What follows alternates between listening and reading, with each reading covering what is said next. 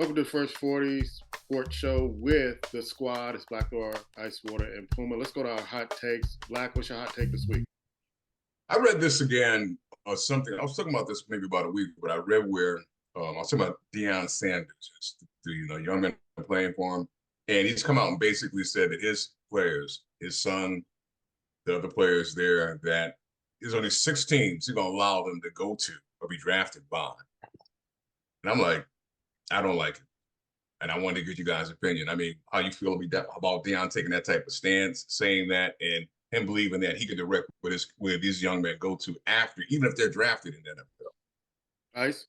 Well, I think it's so early right now. It's kind of, to even discuss it is like, okay, I think that's Dion would like to hear himself talk, or somebody's gonna listen. He can say that, and he might be serious about that. The other thing too, I think ironic is two-edged sword for me is he says that he only wanted to go 6 places, but on the flip side, we know what happened when the Mannings don't want to play somewhere or whatever, right? Their dad is like, no, we ain't going there. We're gonna go do something else. So I find it a two-edged sword where that's what he wants to try to do. Great, more likely it probably won't work, but depending on the level of the talent, right, of it's his son or the other young man that he's talking about. So, and then too, it just depends on what's going on at the time with the draft. I mean, because everybody for the longest time, you're in Chicago, and Puma, and everybody's telling Caleb Williams not to go to Chicago, right? But he didn't exercise that. So I get it, but we got a little ways. How about worrying about Deion? That's great. I think you can say that, but how about worrying about how many games y'all gonna try to win next year? Yeah. I'm not mad at him about that because he's a guy who knows the NFL. He knows the ownership. He knows the culture of different teams. And yeah, I do agree with the argument that worry about what you're doing right now. But if he got 6 teams, I think he has a good reason why these 6 teams are the top of the list of some of his players, making sure that the players develop, making sure that the teams do right by the players that come out of Colorado. So it sounds like he has some insider information, and why not? The Peyton Mannings and Eli Mannings of the world. His dad was able to do that, and so why not? If he has the ability to do that, do it. So I think that he just has insider information to know that these are the organizations that are best for his particular players and college players. And so, I'm not going to go against that. And because I look at, teams like the Chicago Bears, teams that just can't get out their way, and organizations that really kind of just use these players, get people in the stands, and they're not thinking about winning, or they don't really care about the players and their health.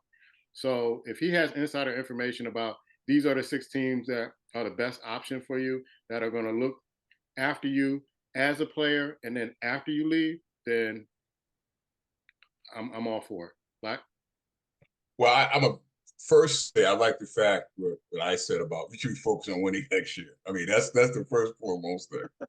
One of the teams that you're going to say has insight to, and he's trying to look out for, is the Washington Commanders. Mm-hmm. Okay, so who needs to basically look out for the Washington Commanders, bro? I think it's Deion trying to get attention. I hear the Eli story thing. And even with Eli, his father basically kind of waited to the draft. He didn't kind of say it out loud. He's talking about a year in advance. He's naming 6 teams, and and I agree. He should have a concern of they can manipulate it. I got nothing against that.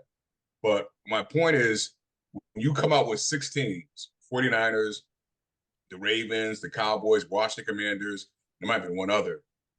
And if those teams don't take an interest in those players, you almost sabotage when they might go in the draft, bro. Let's just say they're not interested. So what do you do now? I mean, there's other teams, and there's other teams, for the most part, what if they start to think about it? This could happen. As a team, as ownership, you know what? I don't want to deal with Deion. I don't want to deal with him. He's brash, he's this, he's arrogant. So it's like and I like it to an extent, but I think his tact about doing it and speaking about it now, it's just out of place. It's way out of place. You're trying to play their agent and their head coach. You got to decide which one you want to be. Now it's a different story when the draft is coming and that starts to happen. And behind the scenes, you want to work some things, bro. Work your magic. but a year in advance. I mean, even like your son needs to grow up on the football field, my honest opinion.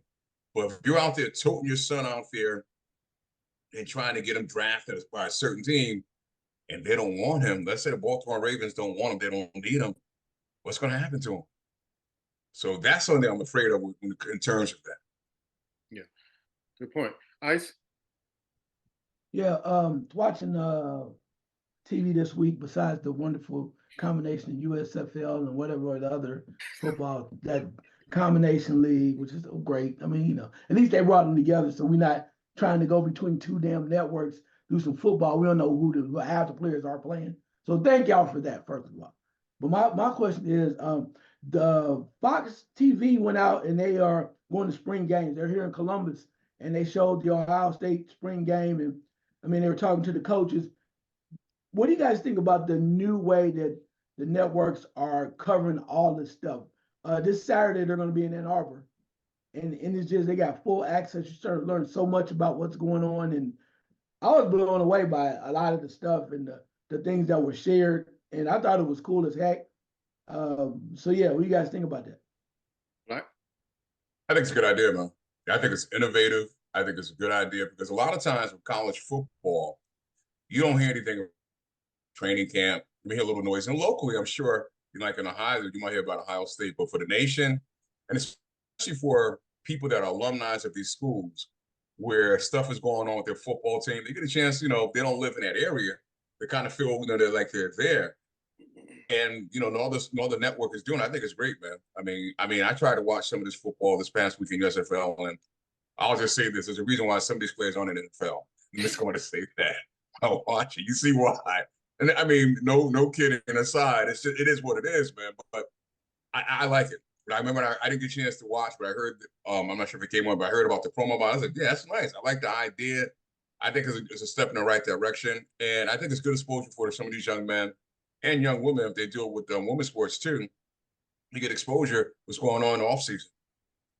Yeah, I saw the Alabama game. They were going, I guess, the red and the white, or the crimson and the white team. I think it's a good marketing and branding tool for these schools, and it gets you to kind of lock in the different players.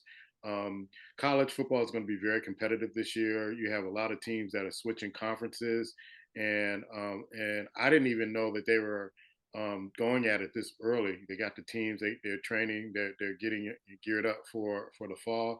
So I think it's a great move. It gets your lather up for college football. I did watch some of the other football, the USFL and the XFL, and I was entertained a little bit. They out there trying. I ain't gonna dismiss them totally, but they're out there trying, man. They're trying to make teams, and they're running plays, and it reminds me of the old USFL, some of the same names, some of the same, kind of things that they're doing. But if you notice, the NFL has been copying some of the things the innovative things that they've been doing, like kickoff, things of that sort. So I look at it as what it is. It's an experimental league. It's a league where you may catch one or two players that can get into the league. So it's entertaining. It kind of satisfy my football Jones until we get to the fall a little bit. So I don't have a problem with it, man. Rumble, young man, rumble. Ice. Yeah, I mean, I think it's cool. I mean, just watching from behind the scenes, like was said earlier, watching other programs. Like I would love to watch Alabama, just kind of see what the quarterback's doing and what the new coaches are like, especially the coach coming from Washington, just seeing what's going on there. So I think it's cool. It's kind of like an insight because, as you said, it's a lot going on. I can tell you're in Columbus. There's been a lot of money spent. For those that doesn't think that they don't hear you in Columbus, they hear you loud and clear. There's a lot on the line, a lot of moving parts, and everybody knows. You didn't have to say it. Everybody just knows. You have breakthrough, bro. If you have breakthrough this year, there's gonna be some things are going to change. So, Chip Kelly ain't here just because.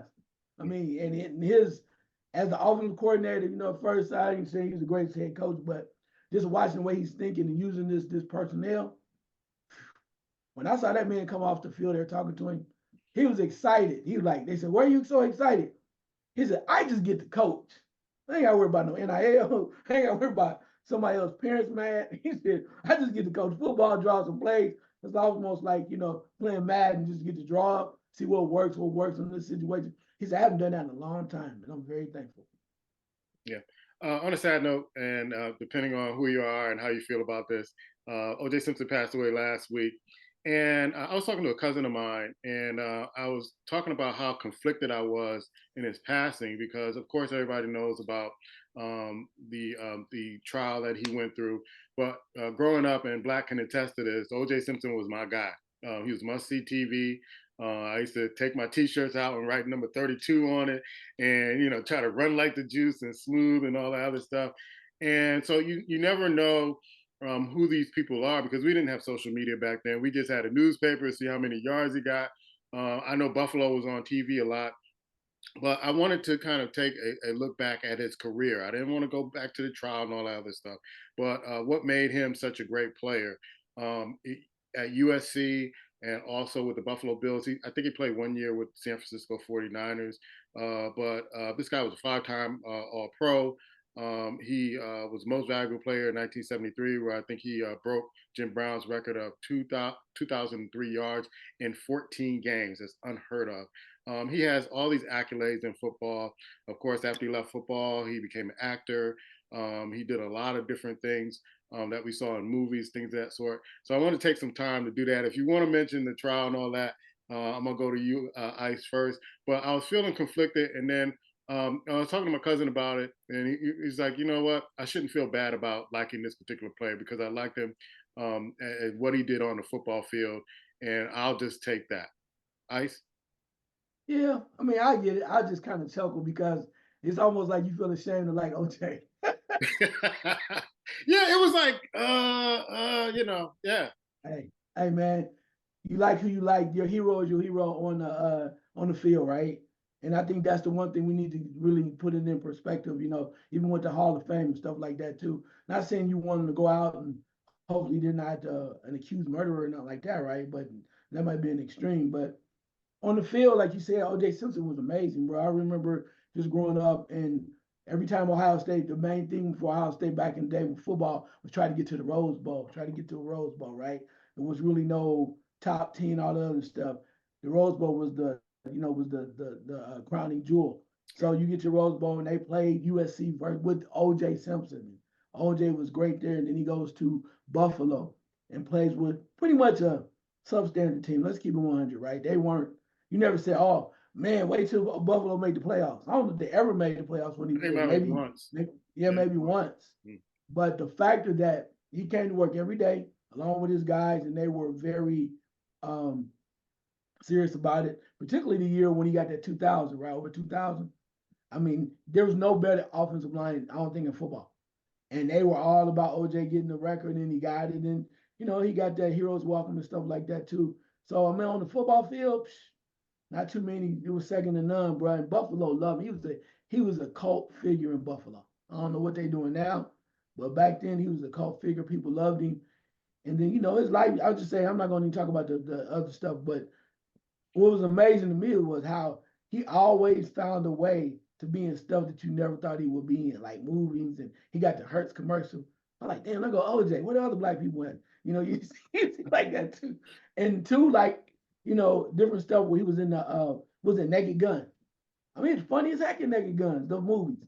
But he was like the guy for a long time. He was an African American actor with a stick, and they liked him, and he got a lot, and then kind of lost his mind. But that's okay, man. He rest in peace.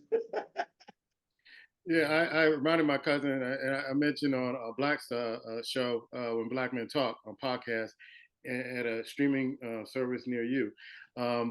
That remember when OJ was in Roots, and he was like, "Man, I forgot about that." He was in Roots because I guess Kunta Kinte was trying to marry his daughter, and he chased him down and talked to him and all that other stuff. But your thoughts, Black? Yeah, I mean, OJ basically was one of those. When you think about it, he crossed over, man, long before we knew what the crossover was, as far as entertainment, from coming from a career, doing what he did on the football field. Man was just super dynamic. I mean, what more can you say? From USC to Buffalo. I mean, to watch Buffalo Bill, he was the Buffalo Bills. You had no other reason to watch the Buffalo Bills other than O.J. Simpson. He said it was that dynamic. And once the ball's in his hand, you just got excited. As soon as they put the ball in his hand, you got excited. You know it was going to be a 50-yard game, 40-yard game. You just didn't know, but you just got excited. And there's not many football players back then, even to this day, that you get that excited once the football gets into their hand. And that I'm going to give them because it's the reality. And some things, we learn to love. Some things we learn not to like about him. But when he did what he did on the football field and how he basically handled himself when it came down to his career around that time, when we didn't have a lot of black athletes basically crossing over, moving into mainstream, becoming a household name after they played. And that's what he did. I mean, he was huge in that sense, huge. So realistically, if we just kind of look at that and focus on that, there's no one equal to him. Some people may not like to hear that, but on that signature alone, there's no one equal. And I think sometimes too, that's part of the backlash that kind of happens because a lot of people fell in love with him in a sense, and when things went different, they felt a certain way, because they basically opened up their hearts and fell in love with him. That's just one of the segments I can speak on. But man, he was dynamic, bro. He like I said, sometimes he was in certain things the only one, and he just wasn't in it. He dominated when he was in it. If he was in a scene, he dominated that scene. Yeah, and rest in peace, OJ. Yeah, maybe he's in a better place. I don't know. I'm not going to speculate on that. But check out his accolades. Check out some of the videos. I noticed that what was happening is when the trial was over, they kind of just slid his football accolades to the back and started mentioning other players, and kind of almost like they were trying to rip all the things that he accomplished when he was a player. And I never liked that because they would talk about Jim Brown, they would talk about Walter Payton, and I'm like, okay, it was OJ too. But rest in peace, peaceful journey. We'll have the memories. Let's go to Major League Baseball. I've been pushing this off for the last couple of weeks with Ice Water. My Yankees are in first place, 2.5 games in the AL East. And I'm liking Soto. I'm really loving Soto. But I was watching some other baseball, San Diego last night against the Dodgers. Me and my pop were on the phone, and the Dodgers just seemed, he said that the Dodgers need more pitching power. They need more pitching because he's like, they tend to give up games that they have. But Mookie Betts has been leading in everything in the major leagues, and I know it's only about 15 games, 16 games in, but that guy switched positions to shortstop, and it's almost like it ignited in Major League Baseball report. Welcome back, ladies and gentlemen. Major League Baseball report here. We're gonna get our chicken wing sponsor coming up here pretty soon. Y'all stay tuned. Let's look at the standings real quick. American League West, the Yankees are 12-4 in first place. Are you surprised? No, neither am I. Baltimore is 9-6, trying to make a little run early. Tampa Bay's 9-7. Boston started out real hot. They slowed down a lot lately, 9-8 in the standings in the Central. The Cleveland Guardians, are 11-5, followed by KC at 10-6. The Detroit Lions/Tigers are 9-6 in the Central in third place. In the West, Texas is 8-8. This is the division starting off real slow. It appears 8-8 is the best record so far in that division. The LA Angels are 7-8, and Houston, without Dusty Baker, is 6-11. Interesting. Moving over to the National League, Central, Milwaukee's in first place, 10-4. Pittsburgh is 11-5. Cincinnati Reds are 9-6. Up in the East, the Atlanta Falcons are 9. Atlanta Falcons, I'm messing up today. Atlanta Braves are 9-5. You got football. Philadelphia, You got football on your mind. Yeah, I do. Anyway, yeah, Philadelphia is 8-8. The Mets are 7-8. Moving down to the West, and Pop, don't worry about it. No, let's not talk about that. They always do this every freaking year. Pop, like, they need more pitch. Pop, come on. I know you watch it. They do this every year. They struggle, and we find they like one series away from the World Series. It just don't even matter. We shouldn't even talk about them till July. They go down, they go up, and oh my God, here come the Dodgers. Same thing with the Yankees, except for last year. Oh, here they come. They spent all this money. Here they come. But anyway, give back to the regular schedule program. Dodgers are 11-7, leading in first place in the West. Arizona's 8-8. San Diego spent a lot of money. They're 9-9. Started off strong. San Francisco 6-10. But at the end of the day, we know what it comes down to. You got to give love to Texas because they won last year, defending champions. But at the end of the day, we're looking at everybody expected to probably be the Dodgers and Yankees. But that's a long way to go. You're saying it could be the Dodgers and the Yankees in the World Series? Yeah, why not? What's wrong with that? Okay. Are you surprised by that? I've been trying to make that prediction for years. It never happened. So maybe when you make Well, they spend the most money? Hell. Yeah. I mean, what? If you spend, I mean, Tampa Bay has won before, but when you really look at it, do you expect the Reds who give away all their players before the All-Star break to win the World Series? If you spend enough money, in baseball, it's one place where you spend enough money, you increase your chances of winning. Right. So, that's what it is. One thing also real quick, there's a few folks that have great baseball players that have passed away while we were away as well. The great pitcher, Ken Holtzman, pitched for the old Oakland A's, dynamic back in the day with Riley Fingers, right? And Charles Finley was the owner, Joe Rudy, Bert Campaneris, great team in Vita Blue. Pat Zachary, pitcher, former Reds pitcher, also the great Don Gullett. Don Gullett was a left-handed dynamic pitcher in the 70s. It's probably one of the best hitting pitchers in baseball ever. He had that, back in the day, they used to do it where a pitcher would come to the plate and you had to wear like a warm-up jacket, like a little blazer. So he had that red jacket on, and they always made you wear them big helmets, right? And he looked like a school kid fresh out of 7th grade trying to play with major leaguers. He hit the heck out of the ball. He was a top-notch guy. And last but not least, the great Jerry Grody, one of the best catchers ever. That was probably underrated, playing for the New York Mets for years. Just one of them guys that came to work every day, brought his pail, dropped down, got in the stance, and just played great baseball. So may they all rest in peace. Thank you, sir. Black, before we go to the NBA, let's go to the WNBA draft that's tonight. And I don't even know why they're having the draft, because they're coming out with these mock picks with Caitlin going first. You have Cameron Brink from Stanford going second. Y'all better get some of this chicken salad. Camila Cardoso coming to Chicago Sky. Look at Black.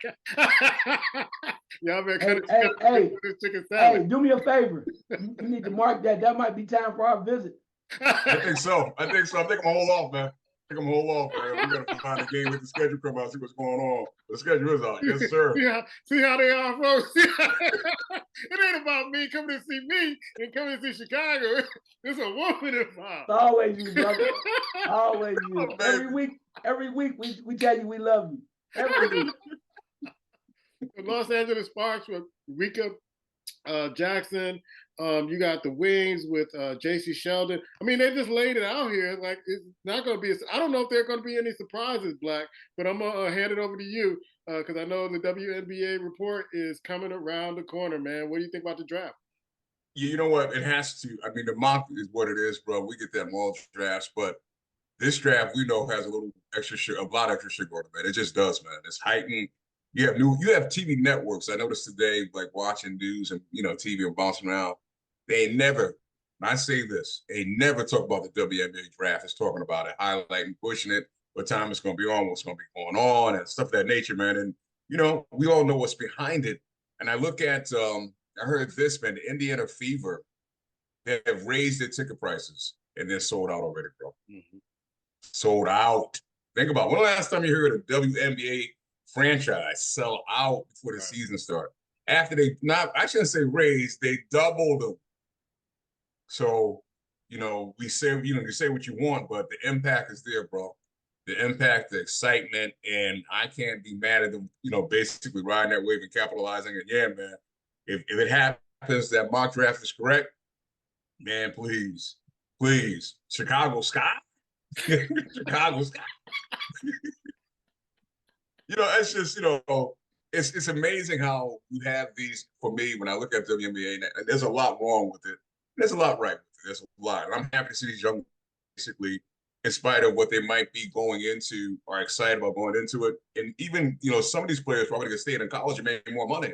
Yep. but they're bringing the NI deals with them. That's a beautiful thing. That's a beautiful thing. It's a new time for the WNBA. These players are coming in and not complaining about their salaries. They come in, they just want to work and basically prove they belong. And that's going to be exciting. That's going to be very exciting. So that's all part of the hub involvement. And it's just hopefully it's going to continue to grow.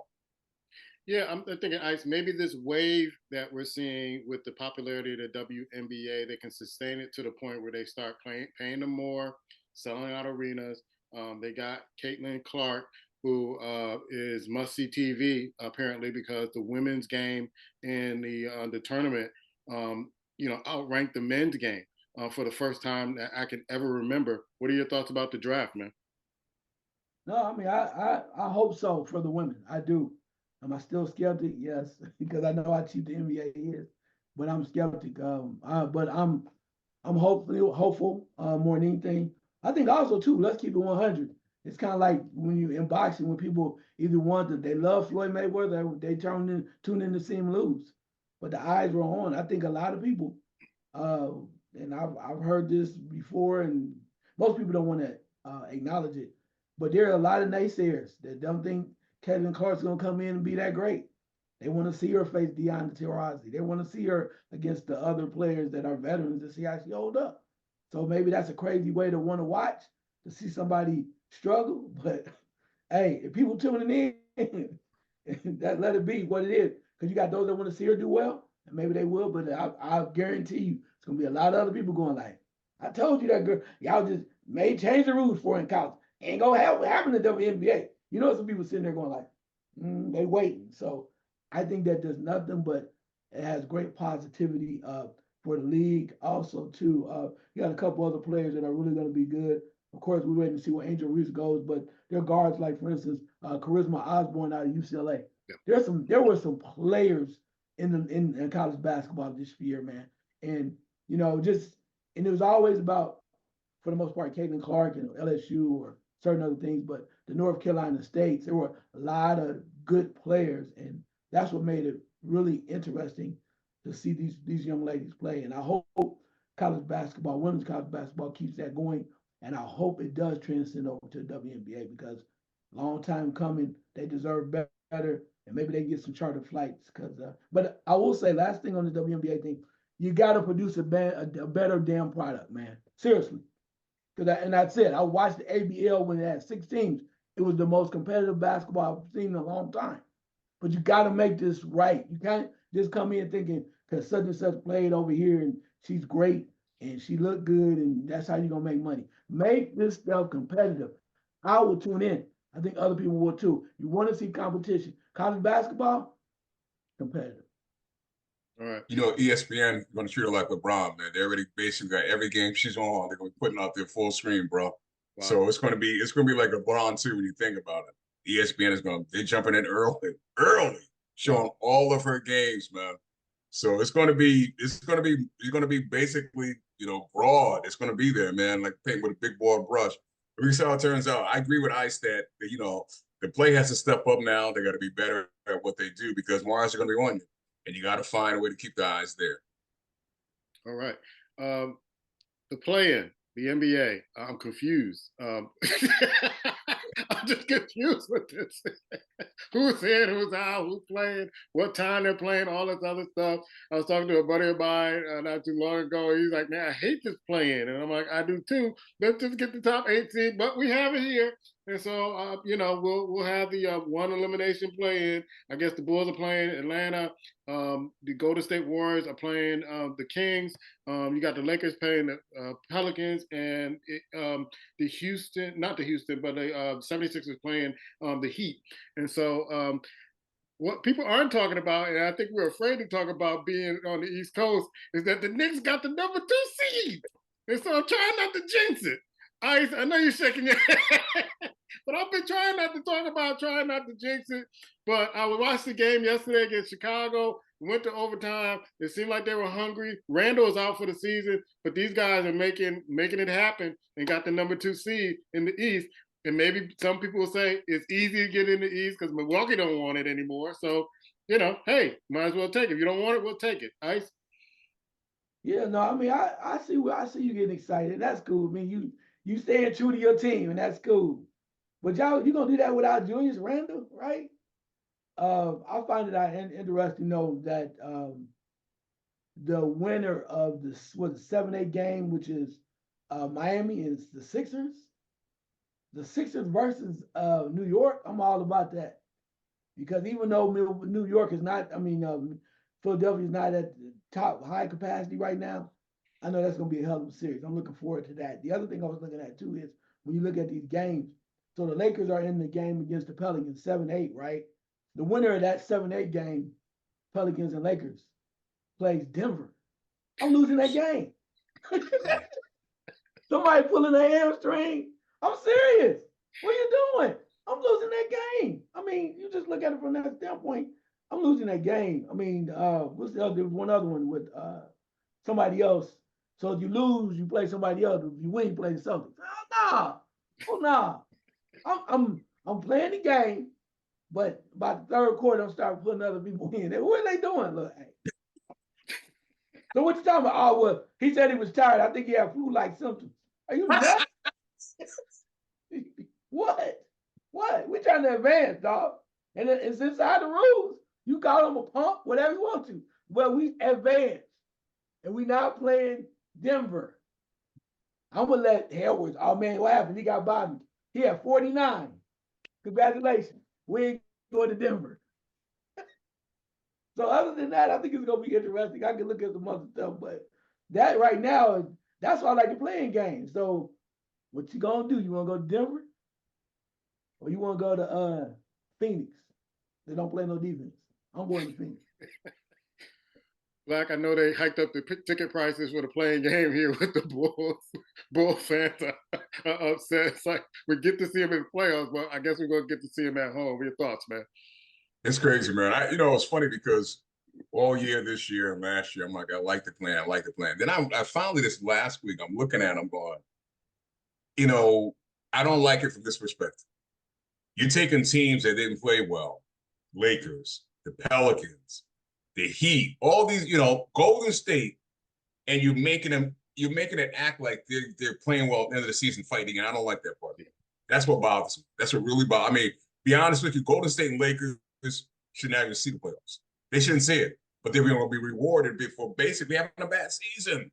Bad season. Golden State, we know not they're going anywhere, but I do like the fact that, like I said, if the Heat, Lakers come out there and want to be who they are, guess what you're going to run into? Denver Nuggets. I like that part of it. But I think, and I know the NBA is not going to do that, do this, you should get to the top 6, bro. The top 3 or 4 from each division. Forget the West, whatever the case may be. Knock all that stuff out and make the season matter. Because the season right now doesn't really matter for most teams. It don't. When you got a chance to basically slide in, I understand last year what the Lakers did, what Miami did. But I'm sorry, you should not have a bozo team at the end of the year fighting to get in. And of course, you got ESPN looking them up and down. Who's going to get in? LeBron and Anthony Davis talking about he's going to come in and play. Anthony, we know what you're going to do, boss. You get popped in the face and you're going out for about 3 weeks. Go somewhere and sit your punk ass down. So that's what bothers me about this at this point right now, because the excitement is not really there. It's not. And I know I've been saying this team all year and I've been championing. That's why I love Denver, because they show up night after night and they don't talk in junk. They go out there and give you basketball. Old school, fundamental, I'm going to kick your ass basketball. And the league need to understand that. You're charging, like you said, Chicago. How you going to charge your fans more money? You've been putting shit out on the floor all year. And you got the audacity because you barely getting to play in to charge more money? That's what it's about, bro. That's why I'm at. You barely get in. You're not going nowhere. And you're going to charge your fans that had the audacity to hang around and support you all year. You know what? Don't go. Don't go. Don't let the stadium be empty. And that's what the NBA actually deserves. Because this plan is turned into a Mickey Rockley Bowl. That's what it's turned into. Have a bad season. Show up at the end, and we'll try to do something. That's the how it should be, boss. It should not be. You should have a good season, be rewarded in the playoff, and go try to win a championship. But that's what the NBA is. The games are too long. 82 games is way too long of a season. You got these players that can't play back-to-back. Why, Leonard, when the last time I love you, boss? When the last time you even played a whole season? Think about that. Seriously. So I'm tired of it in that sense, man. I'm sorry to give a little rant, but I'm tired because you got these teams, and that's one thing, even though I'm an old Knicks fan, I respect about the Knicks. Yeah, they lost Hugh Randall, but they stepped up and they played hard. Ain't nobody gave them number two. I'm not trying to, boast. I'm just saying they played hard. Those cats went out there and played hard. They battled no matter who they were playing. Name me another team in the NBA outside of Denver, OKC right now is doing that in the NBA. I can't find them. Sacramento, how the hell you in the play-in? There's no way in the world. As talented as that team is, mediocre basketball. There's no way in the world you should be in the fucking play-in. But that's what we got. Same thing in Miami. Jimmy Butler, you're in, you're out. Jimmy's in. No, Jimmy doesn't want to play until it's Jimmy Butler's time in the playoff time. He doesn't want to play. And that's where we are with the NBA season. Yeah, and like I said it in a couple of shows. I understood it when it was the COVID year, but not now. But I understand that you got to make money. You lost a lot of money during the COVID year, so this is your way to make money. This is your way to capture the one and done kind of NCAA March Madness kind of thing. So okay, I probably won't watch it, but because those teams aren't going to win a championship, they're not built to win a championship. You're just prolonging their season. Ice, your last second shot. Yeah, my last second shot, I'm gonna stick with the NBA. I mean, granted, I've been not really paying attention because I've been watching college basketball and watching women's college basketball. But I'm gonna watch this plus this play-in because I didn't one of the couple teams I did not mention. I'm looking forward to the second round, the 3-6 matchup in the East between the Bucks and the Pacers. You know, the Pacers made a lot of moves, and with Doc Rivers as the coach, anything is possible. So I'm looking forward to that one. I'm gonna be watching that closely. The other one is the 4-5 matchup in the West, the Clippers versus the Mavericks. And I just thought about this.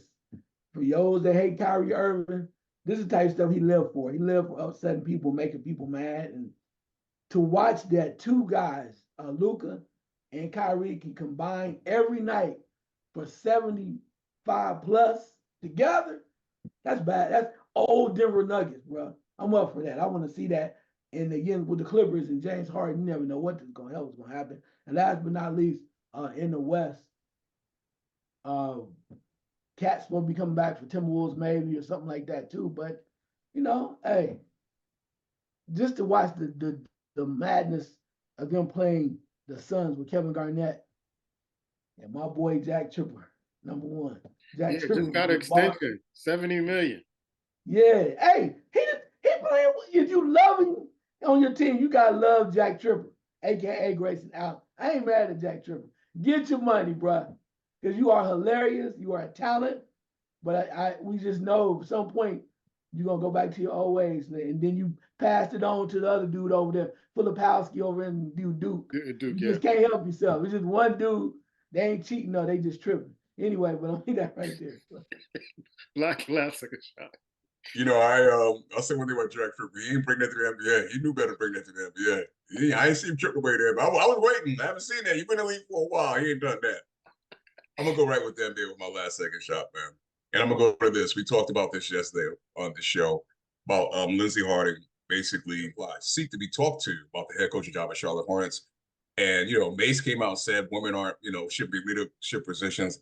I'm gonna leave that there, and I'm gonna tell that for Sunday when we do get together with Black Men Talk, because I want to talk about that. But this is what I want to bring on about that.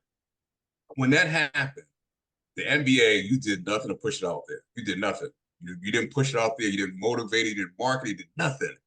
But when gay men decided to come out of the closet, you threw a fucking barbecue. And that's what bothers me. A man, because I'm a fucking other man, excuse my language. Oh, yeah, we should be all in honor to go back and forth. A Black woman works hard, get to the point where she got basically interviewed for NBA job. It's no freaking big deal. Get your shit together, NBA. I'm sitting here getting ready to tune in to the WNBA draft, and they're talking to Dawn Staley, and it's always good to see her. And she's there every year, just cheering her players on to go to the next level.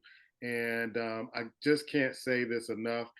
This woman should be honored and protected at all costs because she's developing women, just not to be WNBA players, but to be good human beings all around. So salute to her again. I'm probably going to salute her about a couple more times before we're all over and we take our summer hiatus. But it's good to just see her, that smile.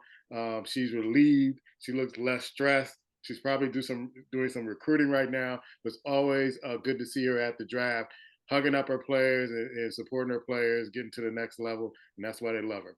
We'll be back next week. Take care. I'm buying a Camilla jersey.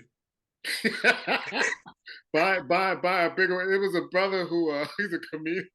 He went and got a Gamecock jersey and ordered extra large and forgot it's extra large for women. And he looks like he's in a medium jersey.